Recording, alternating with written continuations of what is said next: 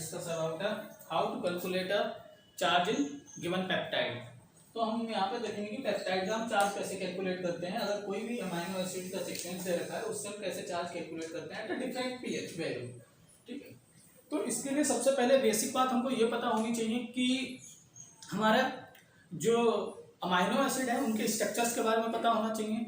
उनका जो triple letter word है उसके बारे में हमको पता होना चाहिए कि उसको कैसे हम रिप्रेजेंट करते हैं, उसका सिंगल लेटर से कैसे रिप्रेजेंट करते हैं, इन चीज़ों को पता होना चाहिए। उसके बाद हमको ये पता होना चाहिए कौन से अमाइनो एसिड जो हैं उनमें जो एलिफेटिक आर चेन होती है वो आयनाइजेबल होती है। ठीक है, उसकी भी एक पी के वैल्यू होती है। तो इनके बारे में हमको पता होना चाहिए, तभी हम ये चीज़ें जो हमारा चार्ज है वो कैलकुलेट कर सकते हैं।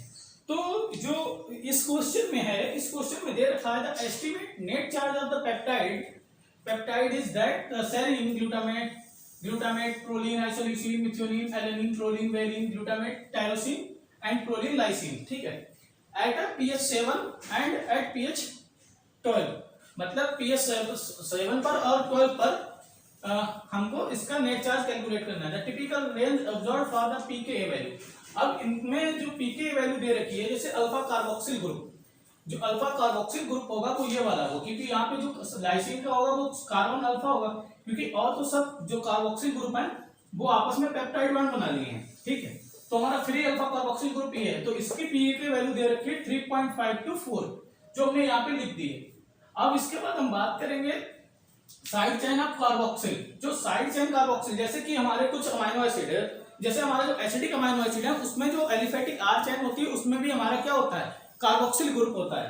तो हमने वो भी यहाँ पे रिप्रेजेंट कर दिया कि कौन से, ग्लूटामेट और ग्लूटामेट। यहाँ पे इसकी साइड चेन में COH और COH है। ठीक है, तो इसकी जो हमको pK वैल्यू दे रखी है वो कितनी दे रखी है, 4 to 4.8।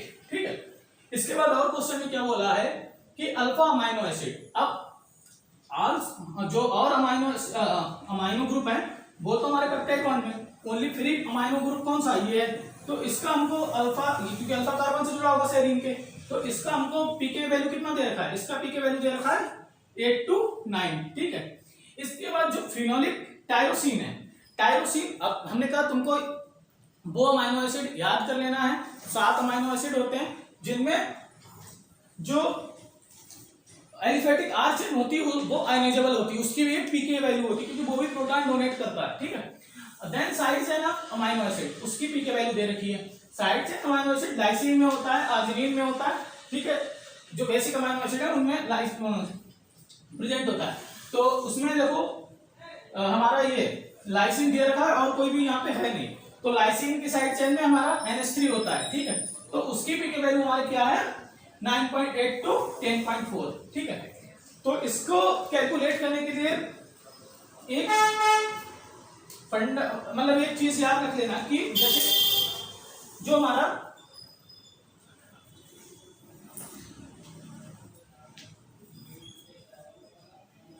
हमारा pK वैल्यू होता है, जैसे कि ये चीज याद रख लेना कि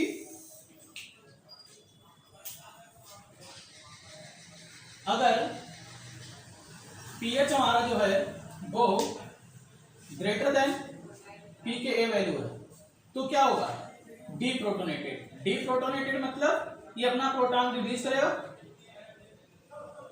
और प्रोटॉन रिलीज करेगा तो क्या आ जाएगा, नेगेटिव चार्ज। ठीक है, after this if the pH is less than pKa, इस कंडीशन में क्या होगा, इस कंडीशन में होगा ये प्रोटोनेटेड, इस कंडीशन में ये प्रोटोनेटेड होगा। तो ये दो चीजें याद रखना, अगर pH इक्वल टू pKa तो 50% प्रोटोनेटेड और 50% डीप्रोटोनेटेड। ठीक है, तो अब हम देख लेते हैं pH 7 पे, पहले pH 7 पे कंडीशन देख लेते हैं। पहले हम देख लेते हैं in the respect of glutamic acid, glutamic acid के रिस्पेक्ट में पहले हम देख लेते हैं pH 7 पे। अब जैसे कि हमने अभी तुमको ये बताया pH is greater than pKa then deprotonated. ठीक है, if the pH is less than pKa then protonated. अब यहाँ पे देखो pH 7 दे रखा है, pH 7 पे हमें चार्ज कैलकुलेट करना है पहले। ठीक है, पहले हम रिस्पेक्ट में देख लेते हैं ग्लूटामेट के। ठीक है, अब हमारा जो अल्फा कार्बोक्सिल है उसका pK वैल्यू कितना दे रखा है, 3.5 to 4।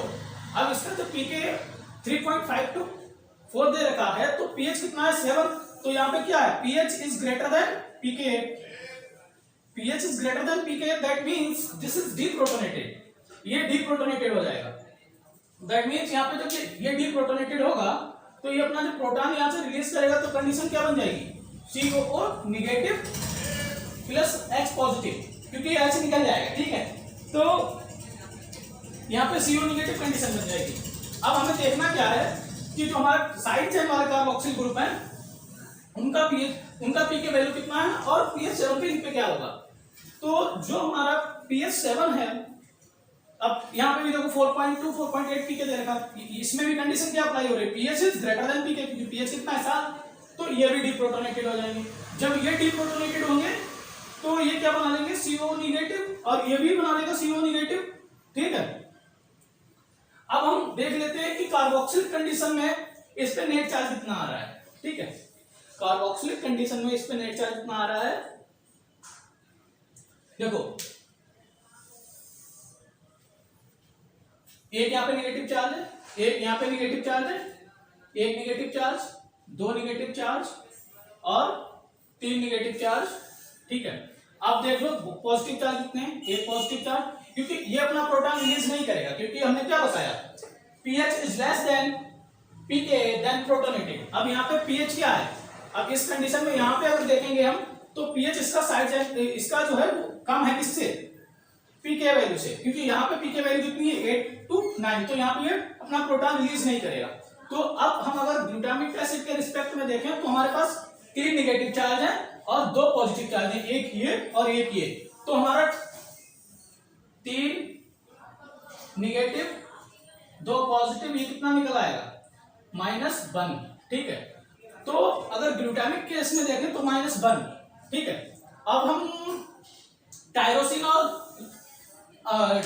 और जो लाइसिन है उसके कंडीशन में देख लेते हैं। अब जैसे मान लो लाइसिन है, लाइसिन में हमारा साइड चेन अमीनो एसिड है, इसका पीके वैल्यू कितना दे रखा है 9.8 to 10.4, और हमें pH 7 पर देखना है, तो pH 7, अब पीके वैल्यू यहाँ पे कंडीशन क्या अप्लाई हो रही है, pH is less than pKa, ठीक है। तो ये क्या रहेगा, ये प्रोटोनेटेड ही कंडीशन में रहेगा, तो ये प्रोटोनेटेड अपना प्रोटॉन रिलीज ये नहीं करेगा, ठीक है। जब ये अपना प्रोटॉन रिलीज नहीं करेगा, लेकिन ये तो अपने प्रोटॉन रिलीज करेंगे इतने pH पे, क्योंकि यहाँ पे कंडीशन क्या अप्लाई हो रही है, pH is greater than pKa, pH is greater than pKa, then यहाँ पे क्या हो रहा है, जो हमारे ग्लूटामिक एसिड है वो तो अपना प्रोटॉन रिलीज करेंगे, क्योंकि इसकी pK वैल्यू कितनी है 4 to 4.8, जो कि हमारी pH 7 से कितनी कम है, ठीक है। तो ये तो निकाल लेंगे, तो यहाँ पे भी क्या हो जाएगा, ये तो पॉजिटिव, वही सेम कंडीशन रहेगी, ये पॉजिटिव रहेगा, ये भी पॉजिटिव रहेगा, ठीक है भाई। -1 भी इसके केस में भी आएगा। इसी प्रकार टायरोसिन के केस में देख लो, टायरोसिन का पीके वैल्यू क्या दे रखा है 9.5 to 10.5। अब जब 9.5 to 10.5 दे रखा है तो हमारा pH कितना है 7, तो ये भी प्रोटोनेटेड कंडीशन नहीं रहेगा, तो कंडीशन अल्टीमेटली वही रहेगी। तो हमारा pH 7 पर इस पेप्टाइड चेन पे चार्ज कितना आएगा, pH 7 पर इस पेप्टाइड चेन पे चार्ज आएगा -1। फिर से एक बार रिपीट कर दे रहा हूं, देखो क्या है, हमने अभी अलग अलग करके बताया, अब एक बार में देख लेते हैं कैसे, ठीक है। तो मैं कंडीशन तो हमने बताई थी, pH is greater than pK then deprotonated, pH is less than pK then protonated. अब क्या है, जब pH 7 है, अब हम देख लेते हैं कि हमारी साइड चेन, देखो इसकी हमारी pK वैल्यू कितनी है 3.5 to 4, ठीक है। अब pH 7 पर देखना है हमें, pH 7 पे जब हमें देखना है,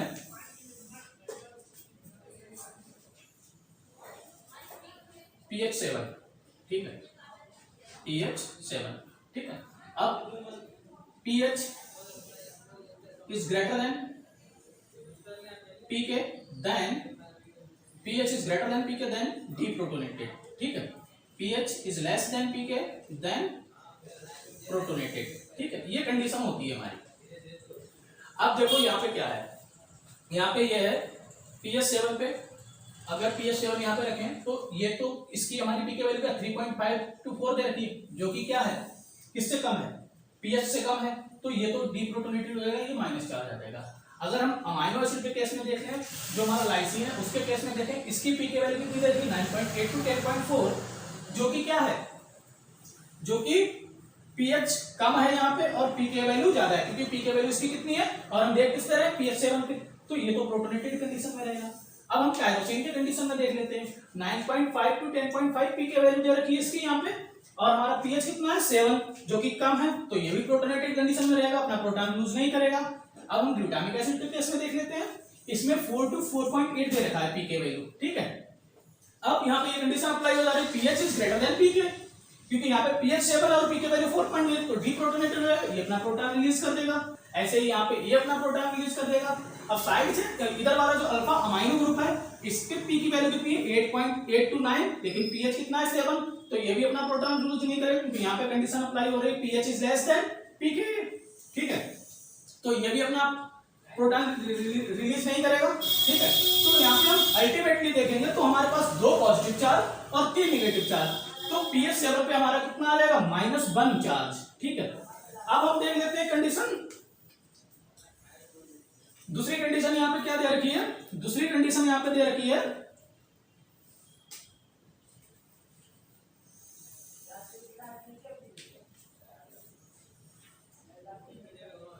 दूसरी कंडीशन यहाँ पे दे रखी है एट पीएच 12, एट पीएच 12। अब पीएच 12 पे हमको फिर से निकालना है, ठीक है। तो पीएच 12 पे अब देखते हैं, जैसे हमने कंडीशन तुमको बता ही दी है, pH is greater than pK then deprotonated और pH is less than pK then protonated, ठीक है। तो ये प्रोटोनेटेड, तो हम अब देखते हैं इसमें अप्लाई करते हैं। जैसे हमारा सीओएच ग्रुप से स्टार्ट करते हैं अपना। सीओएच ग्रुप का पीके वैल्यू कितना दे रखा है 3.5 टू 4, ठीक है, लेकिन हमारा पीएच कितना है 12। अब कंडीशन कौन सी अप्लाई हो रही, पीके हमारा 3, तो यहाँ पे पीके वैल्यू की वैल्यू कम है, सीओएच ग्रुप वाले पे देखो तो पीके की वैल्यू कम है, तो यहाँ पे डीप्रोटोनेटेड हो जाएगा। तो कंडीशन यहाँ पे क्या आ जाएगी, ये अपना प्रोटॉन यहाँ से रिलीज करेगा और COO negative condition plus H positive, ठीक है। अब जैसे ही हम पीएच फिर बढ़ाएंगे, अब हम कंडीशन इस पे देखते हैं लाइसिन वाले पे। अब लाइसिन में क्या है, लाइसिन पे हमारा दे रखा है 9.8 एंड 10.4, ठीक है, 9.8 एंड 10.4, लेकिन पीएच कितना है 12। ये भी, इसके भी पीके वैल्यू किससे कम है पीएच से, तो ये भी अपना प्रोटॉन रिलीज कर देगा। जब ये अपना प्रोटॉन रिलीज करेगा तो कंडीशन बन जाएगी NH2 प्लस H पॉजिटिव निकल जाएगा, ठीक है, NH2, ठीक है। तो इसका पॉजिटिव चार्ज यहाँ से गायब हो जाएगा। अब हम टायरोसिन की देख लेते हैं। टायरोसिन की पीके वैल्यू यहाँ पे कितनी दे रखी है 9.5 टू 10.5, ठीक है। तो इसकी पीके वैल्यू जब हम देखते हैं, ये भी क्या है पीएच से कम है, तो कंडीशन पहले अप्लाई हो रही है, तो यहाँ पे भी ये डीप्रोटोनेटेड हो जाएगा। जब ये डीप्रोटोनेटेड होगा तो हमारा बनेगा O negative plus H positive, ठीक है।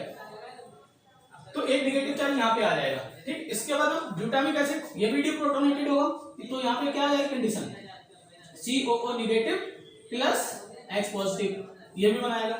यहाँ पे भी ये डीप्रोटोनेटेड हो जाएगा, COO negative plus H positive, ठीक है। अब ये भी अपना प्रोटॉन रिलीज कर देगा, तो ये अपना जब प्रोटॉन रिलीज करेगा तो NH positive plus H positive निकल जाएगा, जो कि वाटर बना देगा बाद में, ठीक है। तो देखो इसने भी अपना प्रोटॉन रिलीज कर दिया एज एट पीएच 12, क्योंकि इनकी सबकी पीके वैल्यू क्या है, कम है पीएच 12 से। जब पीके वैल्यू कम होती है, ठीक है, पीके वैल्यू कम होती है तो डीप्रोटोनेटेड कंडीशन आती है, तो हमने सबका प्रोटॉन रिलीज किया, ठीक है। अब देख लेते हैं नेट चार्ज कितना आएगा, ठीक है। जब हम नेट चार्ज देखेंगे तो देखेंगे एक नेगेटिव चार्ज यहाँ पे है, यहाँ पे कोई चार्ज नहीं रहा क्योंकि ये इसने अपना प्रोटॉन रिलीज कर दिया। एक नेगेटिव चार्ज यहाँ पे है, ठीक है, एक नेगेटिव चार्ज ये है और एक नेगेटिव चार्ज ये है, और यहाँ पे भी कोई चार्ज नहीं रहा, तो टोटल नेगेटिव चार्ज 1 2 3 4। और तब हम देखते हैं कि पीएच 12 पे हमारा -4 आया चार्ज, ठीक है, और हमारा पीएच 7 पे कितना आया था -1। तो हमारा राइट आंसर क्या हो जाएगा कि at pH 7 -1 charge and at pH 12 -4 charge. तो इस प्रकार हम पेप्टाइड का चार्ज कैलकुलेट करते हैं। Please like and subscribe my channel. Thank you friends. और इसी प्रकार के अगर और क्वेश्चन सॉल्व करने हैं तो कमेंट बॉक्स में जरूर बताएं कि पेप्टाइड का चार्ज कैसे कैलकुलेट करना है। इस टाइप की कोई भी प्रॉब्लम है तो मुझे जरूर कमेंट बॉक्स में बताएं। Thank you friends.